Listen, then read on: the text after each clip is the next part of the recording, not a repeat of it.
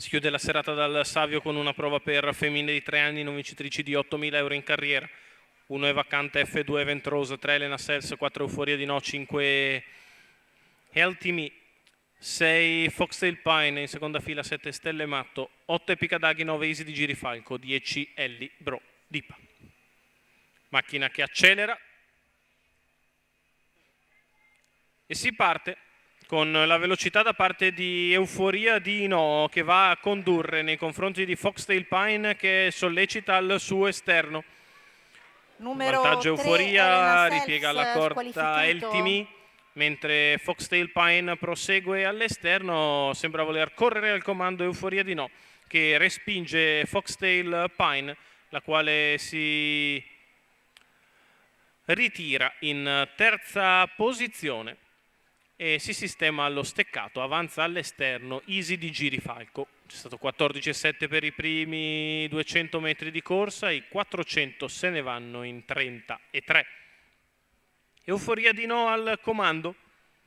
Nella sua scia rimane Healthy Me, terza posizione per Foxtail Pine, che ora però è chiusa alla corda, e i primi 600 metri della battistrada se ne vanno in 47,3.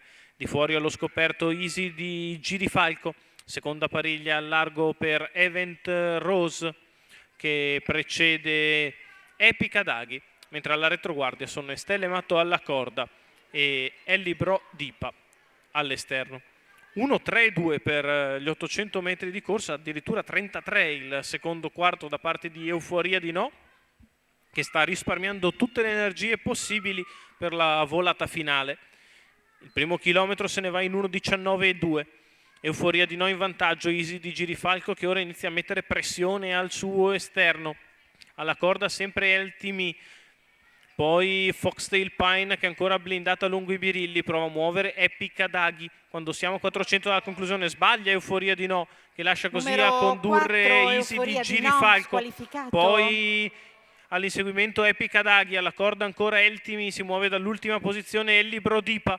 La retta d'arrivo con Easy di Girifalco in vantaggio, inseguita da Healthy Me che prova a spostare al suo esterno, ma Easy di Girifalco se n'è andata. Easy di Girifalco che viene a vincere con Francesco Tufano, seconda Healthy Me, al terzo posto finisce Epicadaghi. 1:16,7 ragguaglio cronometrico, 28,8 la chiusa per il successo in percorso esterno di Easy di Girifalco. Prestazione con i fiocchi per la leva di Francesco Tufano, Alessandro Gocciadoro al training. I colori della scuderia Marvestal Mördic, la vittoria femmina da Maraja e la Vida Loca in percorso esterno.